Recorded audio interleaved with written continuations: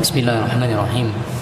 Assalamualaikum warahmatullahi wabarakatuh. Alhamdulillahi wahdah, wassalatu wassalamu ala man la nabiyya ba'dah, wa ala alihi wa ashabihi wa man tabi'ahum bi ihsanin ila yaumil qiyamah, wa la hawla wa la quwwata illa billah. Para hadirin dan hadirat, ikhwan akhwat yang semoga senantiasa dirahmati dan diberkahi oleh Allah Subhanahu wa taala. Kita masih di dalam pasal yang membahas tentang adab-adab yang semestinya dimiliki oleh seorang penuntut ilmu. Bagaimana dia seharusnya mengagungkan ilmu dan juga mengagungkan para ulama, mengagungkan orang-orang yang berilmu. Yang kita baca dari kitab Ta'limul Muta'allim, Tariqat Ta'allum karya Imam Az-Zarnuji, semoga Allah merahmati beliau. Sudah kita baca sebagiannya di pertemuan sebelumnya, bagaimana kita harus mengagungkan ilmu. Dan pada kesempatan kali ini kita akan memfokuskan pembahasan kita tentang bagaimana seharusnya kita mengagungkan para ulama. Mengagungkan para ulama, bagaimana hak-hak mereka, apa saja hak-hak mereka yang harus kita tunaikan, dan bagaimana kita beradab ketika kita berkumpul, berinteraksi atau berjumpa dengan para ulama. Ya, berjumpa dengan para guru kita, para ulama kita. Yang pertama yang perlu kita ketahui sebelum kita baca bukunya, bahwasanya para ulama mereka memiliki keutamaan yang sangat besar sekali di dalam agama Islam.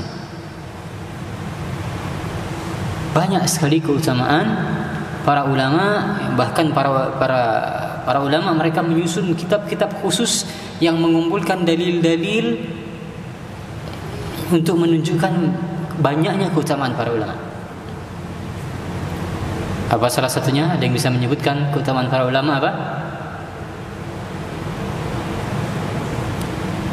Kata Nabi SAW, al-ulama'u warasatul anbiya. Apa artinya?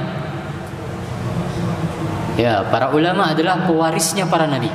Ini keutamaan mereka yang pertama. Ulama itu pewaris para nabi. Ini menunjukkan keutamaan mereka. Dan cara keutamaan ulama adalah Allah menjadikan persaksian para ulama itu setara, atau Allah gandengkan persaksian Allah dan juga dengan persaksiannya para malaikat. Semisal dalam surat Ali Imran Allah katakan, syahidallahu annahu la ilaha illahu wal malaikatu wa ulul ilmi qaiman bil qist. Allah bersaksi bahwasanya tidak ada ilah yang berhak disembah kecuali Allah. Para malaikat juga bersaksi demikian, dan juga para ulama bersaksi demikian. Lihat bagaimana Allah setelah Allah menyebutkan dirinya sendiri, kemudian para malaikat, kemudian Allah gandengkan dengan para ulama, menunjukkan kemuliaan yang dimiliki oleh para ulama. Sehingga ini bukan tempatnya kita untuk membahas apa saja keutamaan para ulama. Akan tapi saya ingin menekankan yang pertama adalah para ulama mereka memiliki keutamaan yang sangat besar dan sangat banyak, sehingga itulah kenapa kita harus memiliki adab yang baik di hadapan mereka, karena mereka memiliki keutamaan yang besar. Dan juga wajib hukumnya bagi kita semua untuk menunaikan haknya para ulama. Wajib hukumnya untuk menunaikan hak para ulama. Kata Nabi SAW di dalam hadis yang statusnya hasan diriwayatkan oleh Imam Ahmad, Al-Hakim, At-Tabarani dan lain-lain. Kata Imam Ahmad, kata Nabi SAW, kata Nabi SAW, laisa minna man lam yujilla kabirana. Ini yang pertama. Bukanlah golongan kami. Lihat, tegasnya Nabi SAW, bukan termasuk dalam golongan kami. Artinya tidak dianggap sebagai umat beliau oleh Nabi SAW orang-orang yang tidak melakukan hal demikian. Apa saja? Yang pertama, bukan tidak termasuk dalam golongan Nabi orang yang tidak menghormati orang yang tua. Yang pertama, bukanlah termasuk dalam golongan kami orang yang tidak menghormati orang tua. Yang kedua, wa yarham saghirana, dan dia tidak menyayangi anak kecil di antara kami. anak kecil di antara kami, itu di antara kita, di antara sama kaum muslimin, jika tidak disayangi maka bukan termasuk golongan Nabi. Kemudian yang terakhir adalah wa ya'rif li'alimina haqqahu. Tidak termasuk juga dalam golongan umat Nabi orang-orang yang tidak mengetahui haknya para ulama. Tidak mengetahui haknya para ulama. Lihat, Nabi SAW menggunakan hak istilah ya'rif, mengenal. Maka orang-orang yang tidak mengenal haknya para ulama saja sudah besar ancamannya. Bagaimana lagi dengan orang-orang yang mereka tidak menunaikannya? Ya. Maka wajib bagi kita untuk mengetahui hak para ulama, kemudian juga untuk menunaikan hak-hak tersebut berdasarkan sabda Nabi SAW yang telah kita baca. Maka di antaranya bagaimana caranya kita menunaikan hak para ulama itu? Teknisnya ya kita sudah tahu, terkadang ya kita harus berbuat baik kepada para ulama, beradab dengan adab yang baik. Cuma prakteknya adab yang baik itu seperti apa? Ya kan? Prakteknya itu seperti apa? Teknisnya seperti apa? Sebagainya sudah kita baca. Di pertemuan sebelumnya sudah kita bahas. Di antaranya ketika adab berjalan bersama para ulama, ya, adab berjalan dengan ulama itu dianjurkan kita berada di sebelah kanan. Atau yang bagus kata Syekh Shalih Al-Utsaimin adalah di belakangnya. Kenapa di sebelah kanan, kenapa tidak di sebelah kiri? Sudah kita bahas. Kenapa? Untuk memberikan kesempatan, siapa tahu guru kita atau ulama ini dia ingin menunaikan hajatnya, ingin buang dahak atau ingin buang ludah misalnya. Kalau konteksnya di jalan misalnya. Ini diantaranya. Nah sekarang kita lanjutkan. Apa kata Imam Zarnuji? Wa kana ustazuna Syekhul Islam Burhanuddin sahibu al-Hidayah rahmatullahi alaih haka. Halaman 89 bagi yang memegang bukunya. Guru kami, kata Imam Zarnuji, gurunya beliau yang bernama Syekhul Islam Burhanuddin, penulis kitab Al-Hidayah, menceritakan anna wahidan min akabiri al-a'immati Bukhara kana yajlisu majlis ad-dars. Ada salah seorang ulama di antara ulama besar, di antara imam besar yang dia tinggal di Bukhara, ya, tinggal di Bukhara, di kota Bukhara. Dia sedang duduk mengajar di majlisnya. Wa kana yaqumu fil khilal ad-dars ahyanan fasalu anhu. Ulama besar ini terkadang dia berdiri ketika dia mengajar itu, tiba-tiba berdiri. Ya, bisa bayangkan seperti saya sekarang sedang mengajar, tiba-tiba berhenti mengajar, tiba-tiba berdiri. Lalu orang-orang yang melihat kelakuan beliau demikian bertanya. Lalu beliau pun menjawab, kenapa beliau melakukan demikian?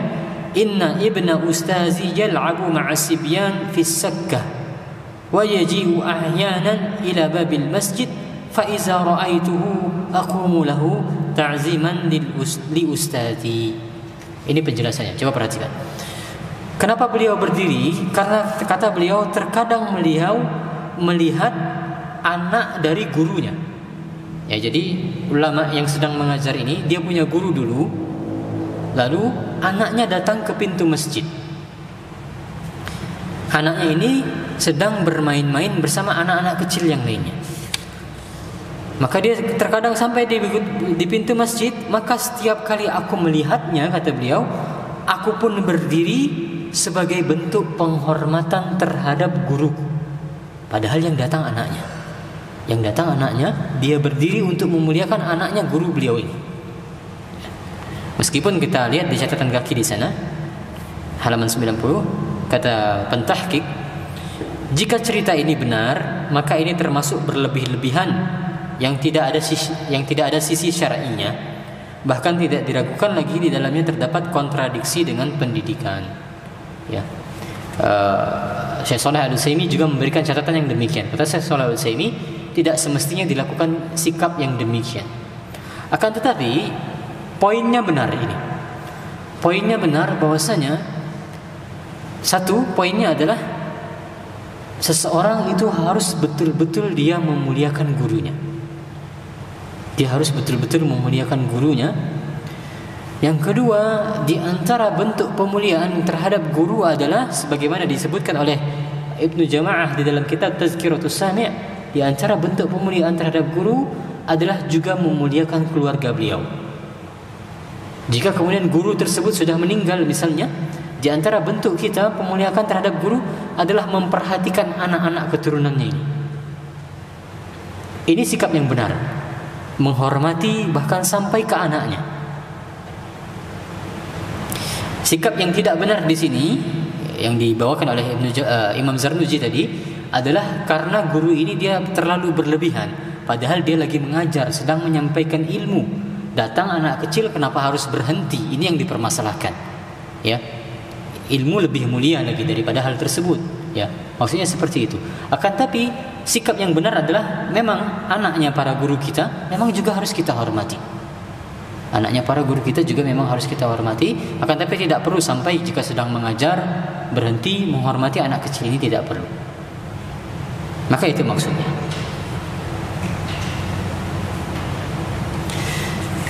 Lalu kisah berikutnya dibawakan oleh Imam Az-Zarnuji di sini tentang Al-Qadi Al-Imam Fakhruddin Al-Arsabandi. Diriwayatkan bahwasanya beliau kana raisul a'immah fi Marwin. Beliau adalah imam di kota Marwu. Di sini disebutkan Marf namanya.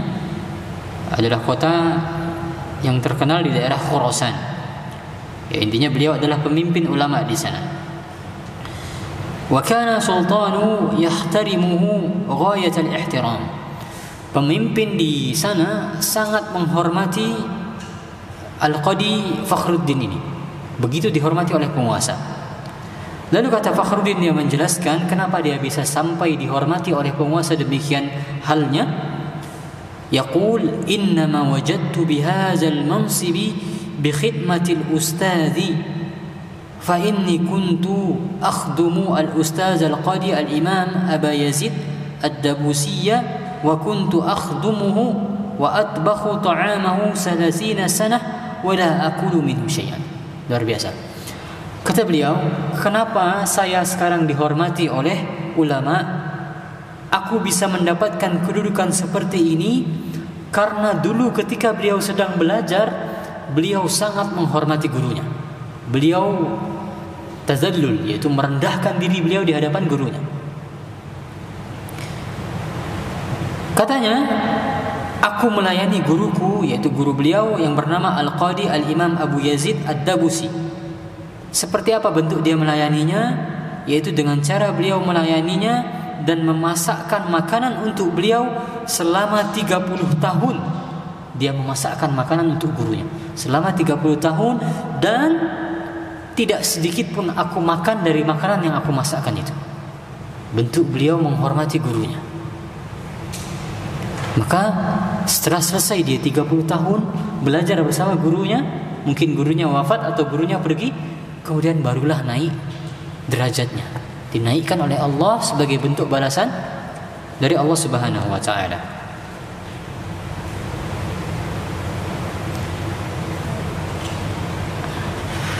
Hal tersebut sejalan dengan perkataannya Ibnu Abbas. Kata Ibnu Abbas, Abdullah Ibnu Abbas, "Zalaltu talaban fa'azastu matluban." Ketika aku sedang mencari ilmu, ketika aku sedang belajar, kata Ibnu Abbas, aku merendahkan diriku di hadapan para guru. Aku menghinakan diriku di hadapan para guru. Fa'azastu matluban. Maka ketika Allah menjadikan aku seorang pengajar, seorang guru, maka Allah pun kemudian memuliakanku. Ini balasannya. Maka kita sebagai seorang penuntut ilmu, sebagai seorang murid, kita harus bersiap diri merendahkan diri kita di hadapan para guru kita. Tidak akan berhasil seorang penuntut ilmu yang dia menyombong di hadapan gurunya. Tidak akan berhasil. Diriwayatkan dari sebagian ulama salaf, saya kutipkan dari kitab Tazkiratus Sami', kata sebagian ulama salaf, "Man lam yasbir ala dhulli at-ta'alumi baqiya 'umruhu fi 'imayatil jahalah." Barang siapa yang dia tidak mau bersabar untuk merendahkan dirinya ketika dia sedang belajar, ya, saya ulangi, barang siapa yang tidak mau bersabar untuk menghinakan dirinya atau merendahkan dirinya ketika belajar, maka bersiaplah untuk tetap berada di dalam kegelapan kebodohan di dalam sisa umurnya. Bersiaplah untuk berada di dalam kegelapan kebodohan di dalam sisa umurnya. Dan sebaliknya, barang siapa yang dia mau bersabar untuk merendahkan dirinya ketika dia dalam proses belajar, maka dia pun akan mendapatkan kemuliaan ketika dia di dunia ataupun di akhirat kelak.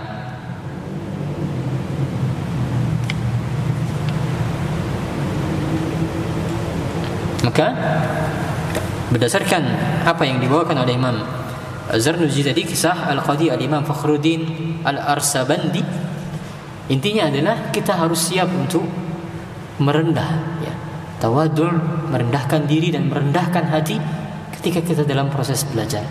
Tidak akan berhasil orang yang dia meninggi di hadapan gurunya.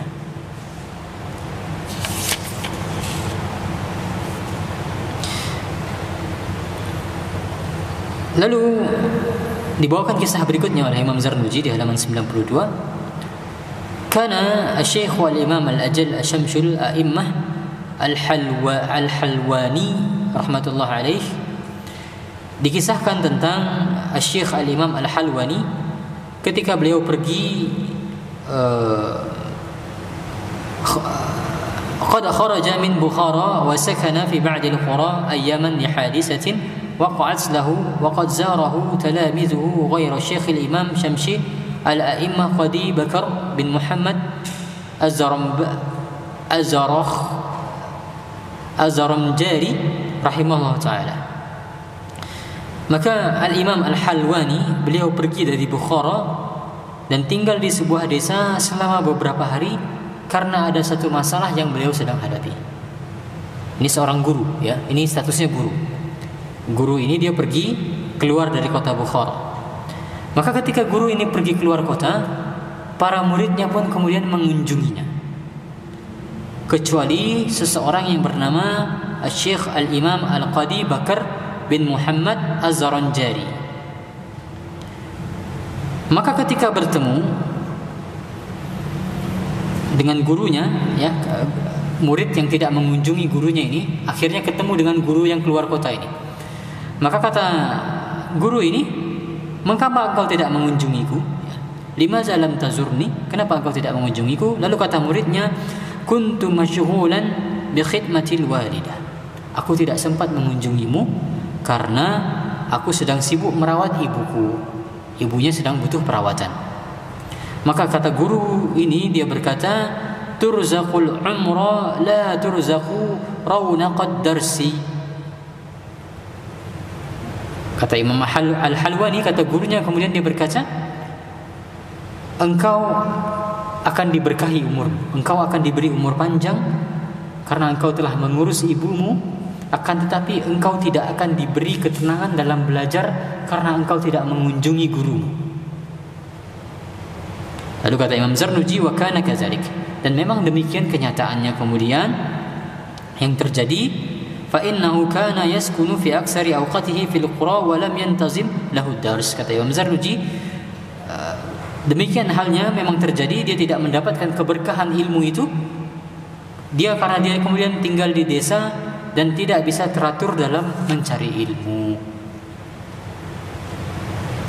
Meskipun di sana kemudian ada catatan kaki kembali, ya, kisah ini terlalu berlebih-lebihan, bahkan dikatakan di sana kisah ini tidak sahih.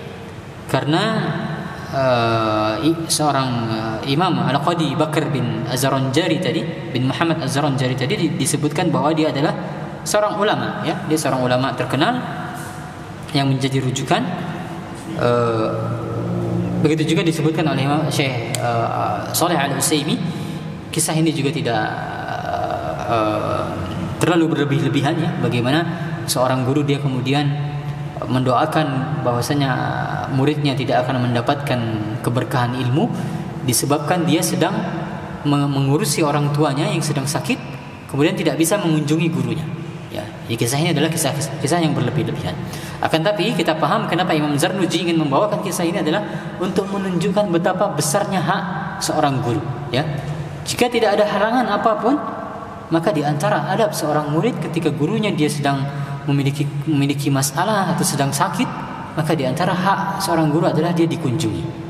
Ya, dikunjungi ketika guru sedang sakit atau ketika guru sedang membutuhkan pertolongan, hendaknya murid datang untuk menawarkan pertolongan.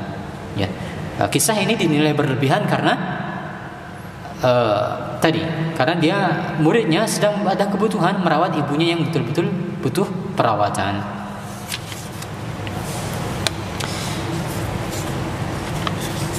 Nah, ini pelajaran yang benar, ya. Pelajaran yang bagus disampaikan oleh Imam Zarnuji, halaman 94. Faman ta'adza minhu ustazuhu yuhramu barakatul ilmi wa la yantafi'u bil ilmi illa qalilan. Ini kesimpulannya yang bagus. Barang siapa yang dia menyakiti gurunya, menyakiti dalam bentuk apapun, dalam bentuk perkataan, adab yang tidak bagus dan seterusnya, barang siapa yang menyakiti gurunya, maka dia akan terhalang dari mendapatkan keberkahan ilmu dan tidak mendapatkan manfaat ilmu kecuali hanya sedikit saja. Ya, barang siapa yang dia sampai menyakiti gurunya, maka dia tidak akan mendapatkan keberkahan ilmu dan tidak mendapatkan manfaat ilmu kecuali hanya sedikit saja.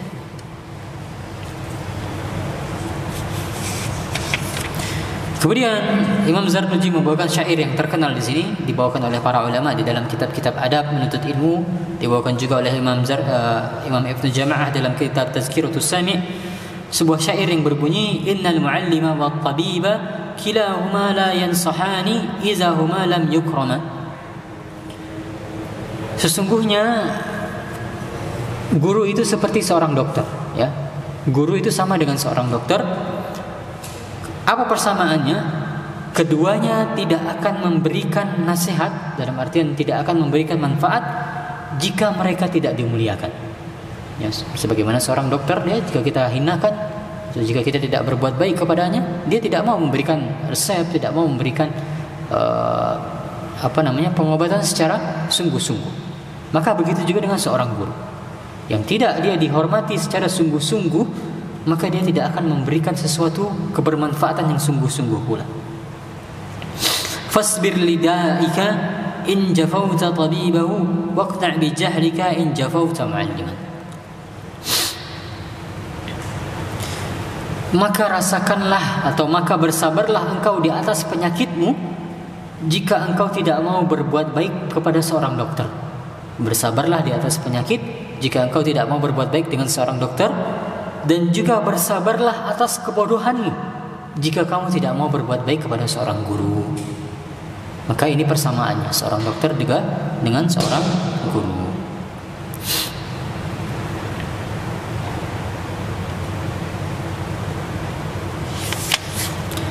Kemudian dibawakan sebuah riwayat di sini tentang Khalifah Harun Ar-Rasyid. Ba'asa ibnahu ila al-Asma'i liyu'allimahu al-ilma wal-adab.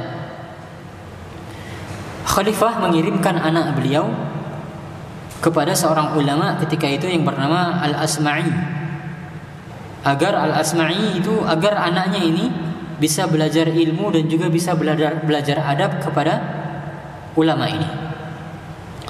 Fara'ahu yawman yatawadda wa yaghsilu rijlahu. Maka pada suatu hari Khalifah Harun Al-Rasyid dia melihat ulama ini sedang berwudu, sedang membasuh kakinya.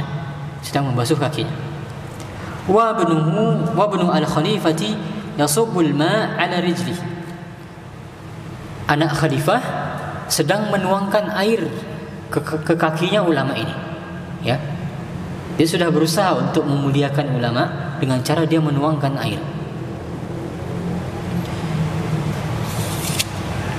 Fa'ataba al-Asma'i fi zalika biqaulihi. Maka kemudian Khalifah Harun Al-Rasyid menegur ulama ini. Dia menegur ulama ini tentang kejadian yang terjadi ketika itu. Apa kata Khalifah Harun ar-Rasyid? Ya, perlu kita ketahui bahwasanya Khalifah Harun ar-Rasyid adalah seorang khalifah yang berilmu, seorang khalifah yang saleh dan bertakwa, ya, yang dekat kepada Allah Subhanahu wa taala. Ketika melihat kejadian ini kata Khalifah, "Innama ba'astuhu ilaika litu'allimahu wa tu'addibahu falimaza lam ta'murhu bi an yasubba al-ma' bi ihda yadayhi wa yaghsila bil ukhra rijlak." Ya. Apa yang diharapkan oleh khalifah, kata khalifah, aku mengirim anakku kepada engkau agar dia belajar ilmu dan dia juga belajar adab. Kenapa tidak kemudian engkau perintahkan anakku ini satu tangannya menuangkan air, tangan kanannya menuangkan air, tangan kanan apa tangan kiri yang menuangkan air? Ya, tidak disebutkan ya. Ya, hanya disebutkan salah satu tangannya menuangkan air, lalu tangannya yang lain itu mengusap kakimu, mencuci kakimu. Ini yang diharapkan oleh khalifah yang bertakwa itu. Dia berharap anaknya, di antara bentuk pengagungan anaknya terhadap ulama, semestinya anaknya ini dia membasuhkan dengan satu tangan menuangkan air, tangannya yang lain itu membasuhkan kaki. Ini yang diharapkan oleh khalifah. Dia menyesalkan kondisi padahal anaknya sudah berusaha. Dikira oleh anaknya mungkin ini sudah bentuk berbakti kepada seorang guru, menuangkan air, gurunya membasuh kakinya sendiri. Kan tapi ternyata khalifah berharap yang lebih. Ya. Maka inilah bentuk pemuliaan terhadap para ulama. Ya. Khalifah mengharapkan anaknya betul-betul dia memuliakan ulama sampai kakinya pun diharapkan untuk dibasuh. Baik, sampai di situ pembahasan yang disampaikan oleh Imam Zarnuji tentang adab berinteraksi dengan seorang ulama. Ya, di pembahasan berikutnya Imam Zarnuji membawakan adab berinteraksi dengan buku. Ya, insyaallah ini kita tunda saja. Ada berinteraksi dengan buku ke pertemuan berikutnya. Untuk sekarang saya tambahkan beberapa penjelasan tentang bagaimana teknisnya kita berinteraksi dengan ulama.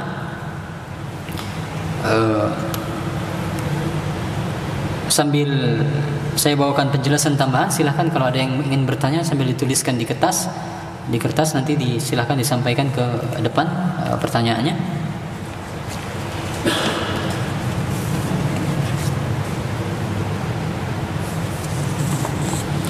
Baik,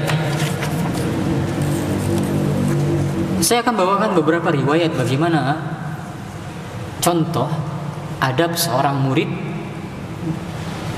berinteraksi dengan gurunya dari generasi salaf, dari generasi dulu, generasi awal Islam.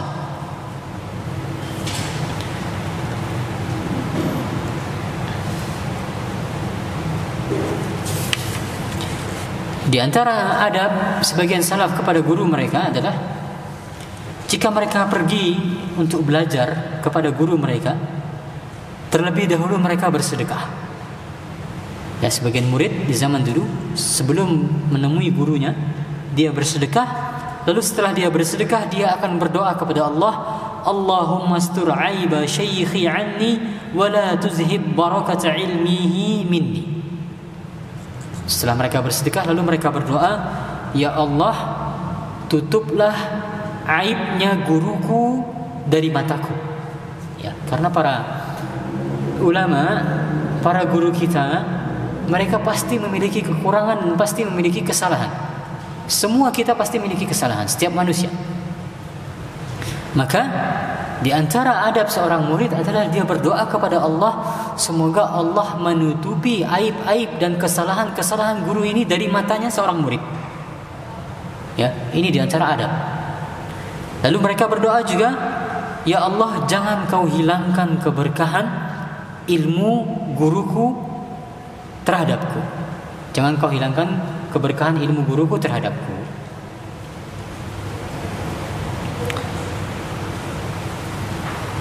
Dan kita sangat berhati-hati terhadap aibnya para guru kita. Ya, guru pasti memiliki kesalahan, pasti memiliki aib, pasti. Ya, pasti guru memiliki aib, pasti. Akan tapi yang menjadi poin pembahasan adalah bagaimana kita kemudian menyikapi aib tersebut. Ya. Adab yang paling bagus adalah kita berdoa kepada Allah Subhanahu wa taala agar Allah menutupi aib-aib tersebut dari mata kita.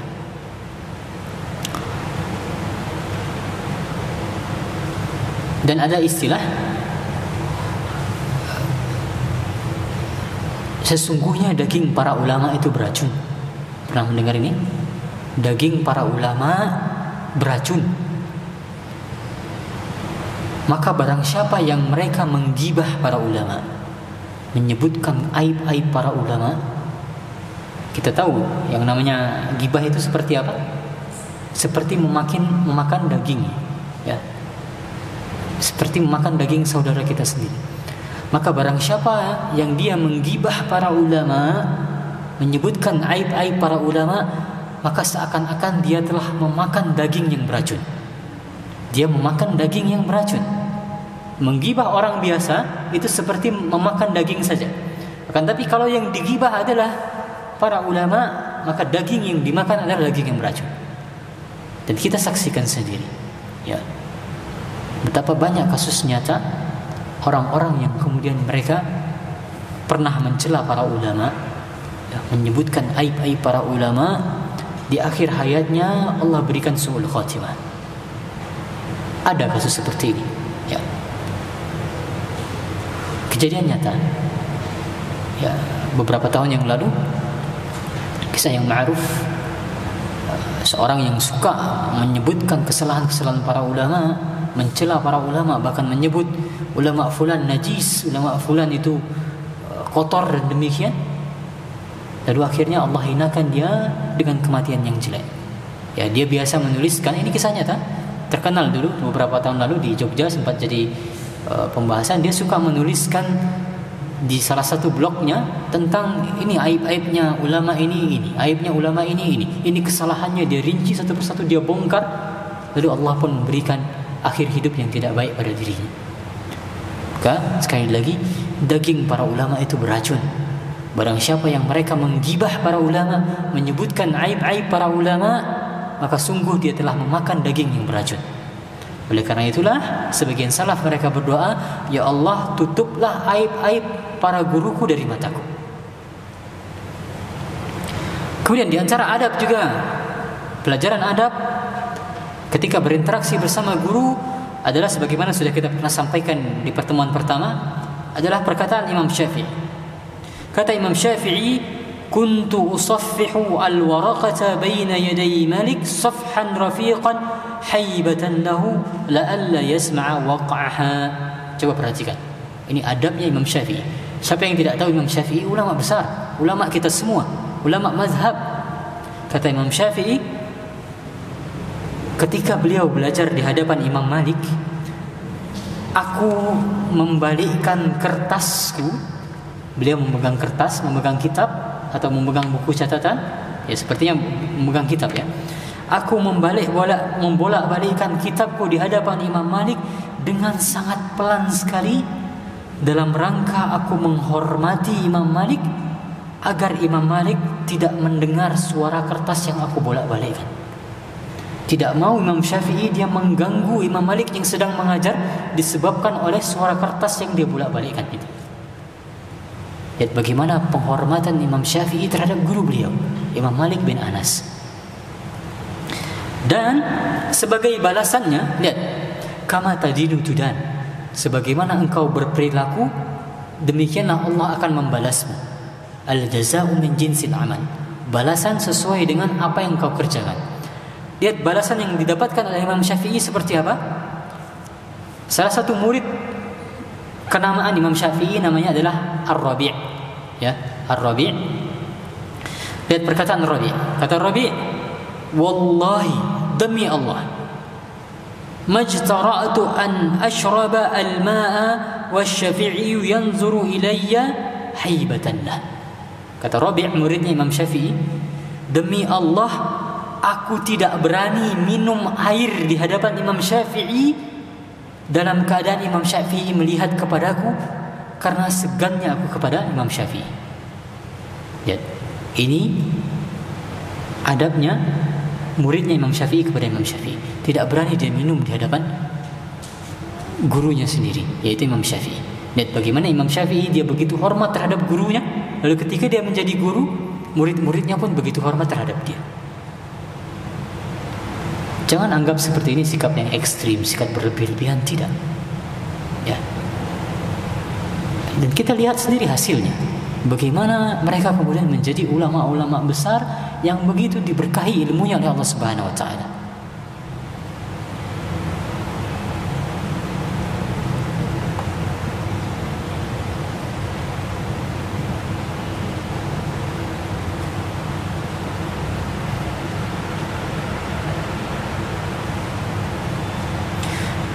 Di antara juga adab bersama guru adalah adab berinteraksi dengan guru adalah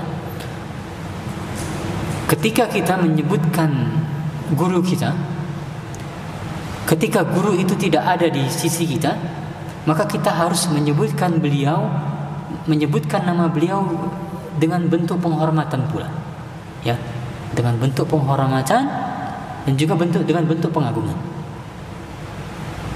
Misalnya kita menyebutkan Ustadz Fulan atau Syekh Fulan, jangan disebut, yang jelas jangan disebut namanya saja, ya. Disebutkan dengan Ustadz atau dengan gelar apa yang kemudian menghormati, bentuk penghormatan terhadap beliau. Yang jelas diantaranya adalah bentuk doa, ya.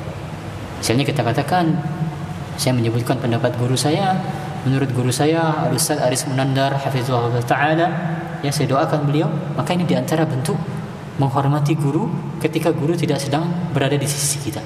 Disebutkan guru itu dengan bentuk penghormatan kepada beliau.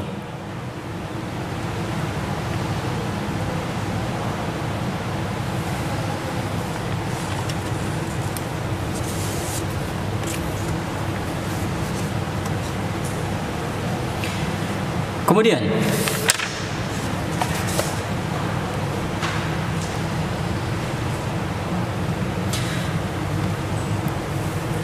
sebagaimana saya sudah sebutkan tadi, guru kita mereka pasti memiliki kesalahan.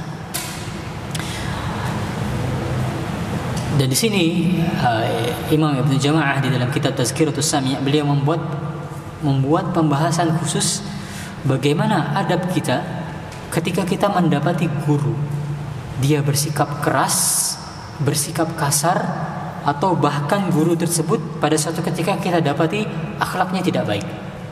Ya, kita dapati guru kita suatu saat dia marah, mungkin sikapnya kasar, maka bagaimana semestinya kita beradab demikian? Kata Ibnu Jama'ah, semestinya di antara adab seorang ilmu, seorang penuntut ilmu, ketika dia mendapati gurunya bersikap kasar, janganlah hal tersebut kemudian memutus pelajaran dia terhadap gurunya, mulazamah dia terhadap gurunya. Tetaplah dia untuk bersabar untuk mengambil ilmu dari guru tersebut. Dan hendaknya dia, ini yang penting, hendaknya dia selalu husnuzan terhadap gurunya, wa yata'awwala af'alahu allati yazharu ana shawabu khilafuha ala ahsani ta'wil. Hendaknya dia ketika dia mendapatkan perlakuan yang tidak baik dari gurunya tersebut, atau dia melihat gurunya sedang berlaku tidak baik, hendaknya dia berhusnuzon dan menafsirkannya dengan sebaik-baik penafsiran. Hendaknya ditafsirkan dengan sebaik-baik penafsiran. Kata Syekh Shalih Al-Utsaimin, hendaknya dicarikan selalu uzur untuk guru ini. Dicarikan uzur. Mungkin guru ini dia memiliki uzur demikian dan demikian, makanya dia berbuat demikian dan demikian. Kalau tidak ketemu uzurnya, kata Syekh Shalih Al-Utsaimin, katakan kepada dirimu, mungkin saya yang belum tahu uzurnya apa. Saya belum ketemu uzurnya apa. Akan tapi ustadz ini dia berbuat demikian, ada satu uzur kenapa dia harus melakukan demikian. Dan terkadang ya ikhwan sekalian rahimani wa rahimakumullah jami'an, terkadang sebabnya itu adalah kurangnya ilmu kita. Sebab kita terkadang bersuuzon kepada guru itu, sebabnya terkadang adalah kurangnya ilmu kita. Saya berikan contoh. Ada sebagian murid mungkin, ya, sebagian penuntut ilmu, mungkin mereka bersuuzon terhadap gurunya. Contoh yang paling simpel adalah terkait salat sunnah rawatib. Ya, terkait salat sunnah rawatib. Mungkin dia dapati, kenapa ustadz ini kok saya tidak pernah lihat dia sholat sunnah rawatib ya. Terkhusus kalau rumah ustadz itu dekat dengan masjid. Sholat sunnah ba'diyah terkhusus. Sholat sunnah zuhur, ba'diyah. Sebagian penuntut ilmu mungkin dia berburu sangka, kenapa saya dapati guru saya ini kok nggak pernah sholat sunnah ba'diyah ya. Padahal dia mengajak kita untuk memperbanyak amalan, mendekatkan diri kepada Allah, meningkatkan ketakwaan. Tapi kenapa dia sendiri tidak sholat sunnah ba'diyah? Mungkin bisa jadi seorang penuntut ilmu, sebagian penuntut ilmu bersuuzon demikian. Padahal seuzonnya itu disebabkan oleh keterbatasan ilmu dia sendiri. Kalau dia tahu ilmunya, ya disebutkan diriwayatkan dalam sebuah riwayat, mayoritas para ulama salaf itu kanu la yatatawwa'una fil masjid.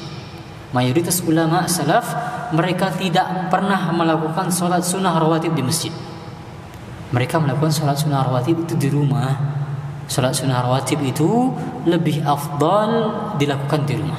Kata Nabi SAW, sebaik-baik salat ya adalah salat yang dilakukan di rumah, kecuali kata Nabi SAW illal maktubah, kecuali salat yang wajib.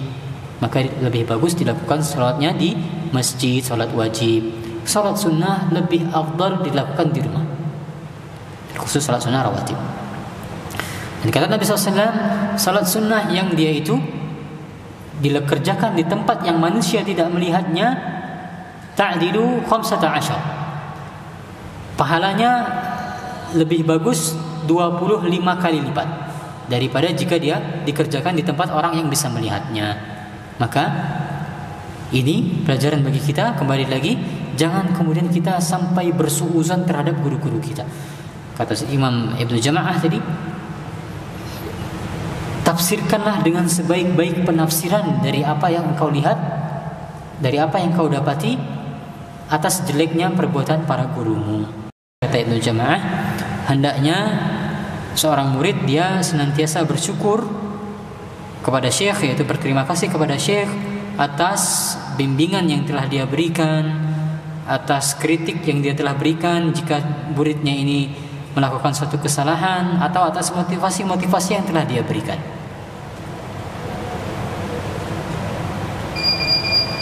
Dan hendaknya dia menganggap hal tersebut di antara kenikmatan Allah yang Allah berikan kepada dirinya, ya.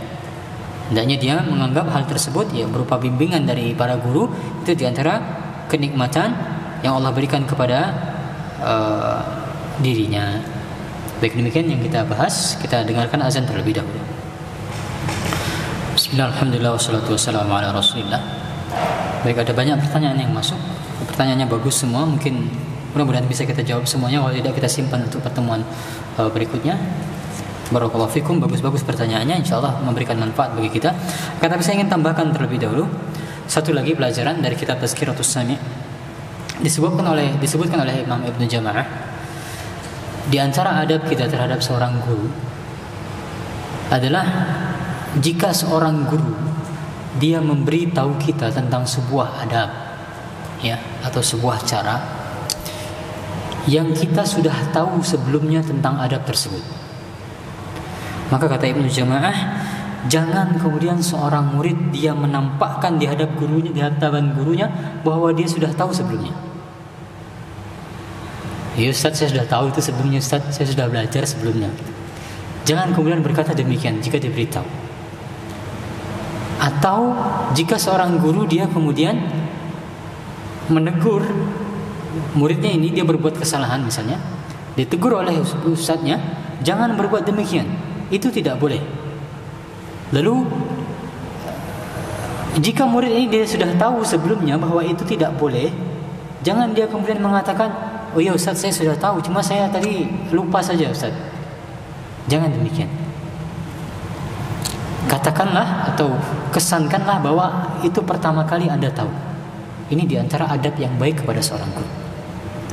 Kecuali, kata Ibnu Jama'ah, kecuali jika memang ada kebutuhan mendesak untuk menjelaskannya, ya. Misalnya dijelaskan dia sedang berbuat sebuah kesalahan, misalnya, Ustadz, saya berbuat demikian, sudah tahu Ustadz, cuma saya berbuat demikian dan demikian karena saya memang harus berbuat demikian karena ada kebutuhan mendesak untuk melakukannya. Jika ada kebutuhan mendesak, maka diperbolehkan atau tidak masalah seseorang itu dia mengatakan dia sudah tahu saya melakukannya demikian karena ada kebutuhan demikian. Kan tapi jika tidak ada kebutuhan mendesak, tadi di antara adab yang baik kepada seorang guru adalah tidak kemudian kita mengatakan saya sudah tahu sebelumnya. Tidak. Baik, demikian wallahu taala alam. Kita lihat kita baca beberapa pertanyaan di sini. Bolehkah mencatat dengan pulpen warna-warni di catatan ilmu lalu menghias-hiasnya? Nanti kita bahas. Dibahas oleh Imam Zarnuji nanti hukum menggunakan tinta berwarna-warni ketika mencatat, nanti akan dibahas, ya. Tetap hadir di pertemuan-pertemuan berikutnya. Bagaimana agar hati kita tetap penuh pengagungan terhadap suatu ilmu yang kita sudah berulang kali mendengarnya? Maka jawabannya memang demikian tabiat manusia. Prinsipnya dalam peribahasa dalam bahasa Arab berbunyi kasratul masas tufqidul ihsas. Banyak berinteraksi dengan sesuatu itu akan menghilangkan sensitivitas. Kita sering berinteraksi dengan sesuatu itu akan menghilangkan sensitivitas. Ya, makanya katanya seorang itu semakin akrab dengan seorang teman itu katanya semakin tidak beradab katanya. Karena sensitivitasnya semakin hilang, ya. Nah, akan tapi kalau untuk ilmu, di antara caranya agar kita senantiasa mengagungkan ilmu adalah yang pertama senantiasa memperbarui niat, ya. Senantiasa niat itu diperbarui. Kenapa kita belajar ilmu, apa pentingnya kita belajar ilmu dan seterusnya. Kemudian yang kedua adalah senantiasa kita mengulangi pelajaran adab terkait ilmu. Ya, insyaallah kita mudah-mudahan kita bisa menamatkan kitab Ta'limul Muta'allim ini. Jika suatu saat tamat, maka dibaca lagi dan dibaca lagi. Ya. Sebagai pengingat bagi kita sendiri. Maka itu yang bisa saya jawab. Diulang-ulang kembali pelajaran tentang adab terkait ilmu, tentang kenapa kita harus mengagungkan ilmu, tentang pelajaran tentang dalil-dalil, keutamaan ilmu dan seterusnya. Wallahu a'lam.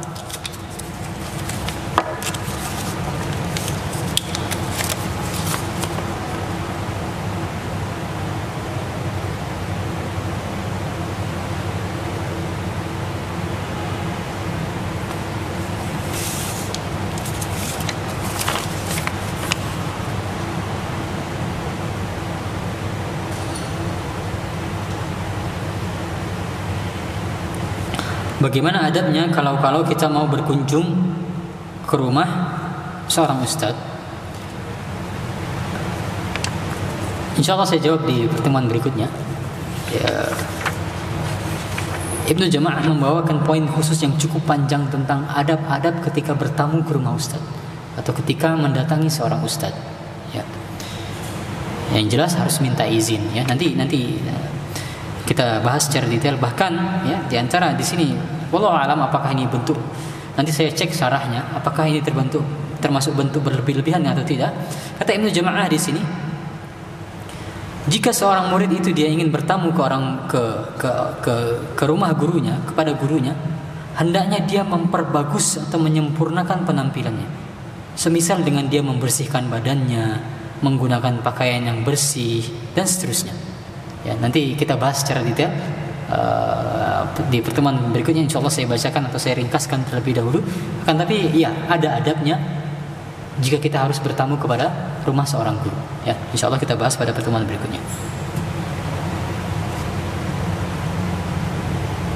Apa kiatnya untuk dekat dengan para ustadz? Ya berusahalah untuk mendekat dengan adab-adabnya, ya. Jangan sampai kemudian mengganggu. Diperhatikan waktu-waktunya. Nanti juga insyaallah saya tambahkan di pertemuan berikutnya bagaimana adab berkumpul bersama seorang atau memilih waktu kapan seharusnya kita ingin bertamu atau ingin bertanya kepada seorang ustadz, ada adabnya. Kan tapi ya berusahalah untuk mendekat sedekat mungkin untuk mengambil pelajaran ilmu dan pelajaran adab, akan tapi tetap diperhatikan adab-adabnya.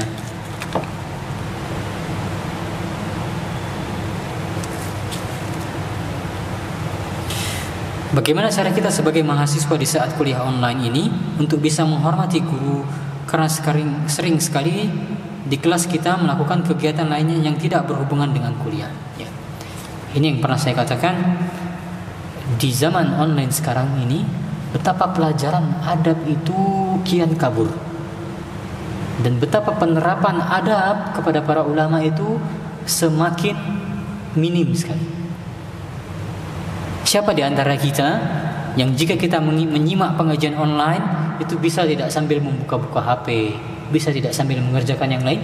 Sulit rasanya, ya. Sulit rasanya. Akan tapi benar sekali penanya, kita memang harus berpikir, meskipun kita pengajian online, tetap kita harus berpikir bagaimana caranya kita tetap bisa menerapkan adab-adab tersebut. Yang diantaranya adalah,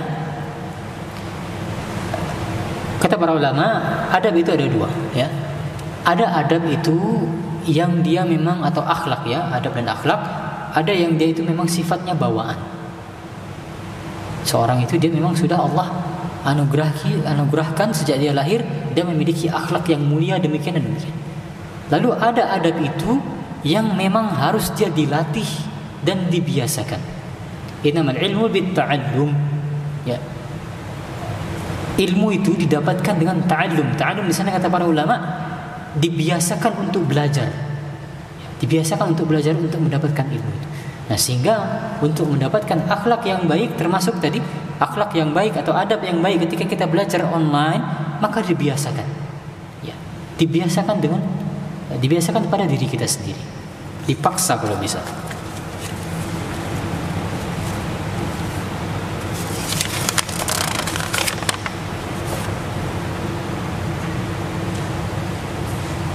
Ketika melihat aib atau kesalahan guru kita, bagaimana cara kita mengingatkannya? Diingatkan dengan cara yang terbaik. Yang ini kasuistik, ya. Prinsipnya adalah, prinsip utamanya diingatkan dengan cara yang terbaik. Jangan sampai kemudian menyakiti atau menyinggung guru tersebut atau ustadz tersebut. Tidakkah kita ingat kisah seorang ulama dari masa silam, ulama besar, periwayat hadis, ketika dia sedang sakit menyambut sakratul mautnya, hadirlah para muridnya di sekitar beliau ini. Dan bagaimana segannya para murid ini tidak berani mengatakan atau mengajak gurunya ini untuk mengucapkan la ilaha illallah, tidak berani untuk mentalakin, karena ini guru mereka, tidak mau kesannya itu mengajarkan kepada gurunya ini. Lalu apa yang dilakukan oleh para murid ini? Mereka saling meriwayatkan hadis. Hadis yang diriwayatkan adalah hadis tentang barang siapa yang akhir hidupnya adalah la ilaha illallah, maka dia akan masuk surga. Maka para muridnya dia meriwayatkan sanadnya, diriwayatkan dari fulan dan fulan, diriwayatkan dari fulan dan fulan, diriwayatkan dari fulan dan fulan. Rasulullah SAW bersabda, lalu barulah gurunya menyambung. Rasulullah SAW bersabda, kata gurunya, barang siapa man kana akhiru kalamihi la ilaha illallah dakhala al-jannah. Barang siapa yang akhir hayatnya adalah kalimat la ilaha illallah, maka dia akan masuk surga. Lalu setelah itu wafat guru ini. Dalam keadaan kondisi terakhir dia meriwayatkan hadis tentang keutamaan mengucapkan la ilaha illallah di akhir hayat. Maka ini di antara adab, ya. Tidak dalam konteks mengingatkan kesalahan guru, akan tapi adalah bagaimana murid itu dia harus pandai-pandai mencari celah untuk mengingatkan gurunya ini. Ya. Contohnya lagi juga bagaimana Al-Hasan dan Al-Husain, dia ingin mengajarkan cara berwudu yang benar kepada seorang orang tua renta. Tidak mau Hasan dan Husain menyinggung perasaan orang tua ini, karena mereka masih muda, jangan sampai nanti kesannya menggurui orang tua ini. Lalu kemudian mereka melakukan semacam drama, ya, di hadapan orang tua ini untuk mengajarkan, dalam rangka mengajarkan tentang tata cara wudu yang benar di hadapan orang tua ini. Ya, tapi sekali lagi kembali pelajarannya adalah bagaimana caranya kita mencari cara yang terbaik, cari celahnya jika kita ingin mengajarkan atau memberitahukan kesalahan guru kita kepada beliau.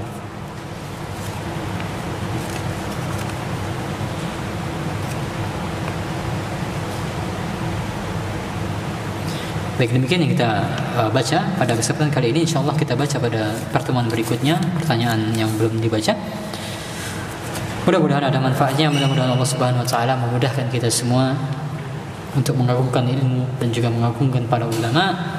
Dan mudah-mudahan Allah Subhanahu Wa Taala kemudian dengan hal tersebut memberikan keberkahan ilmu kepada kita semua.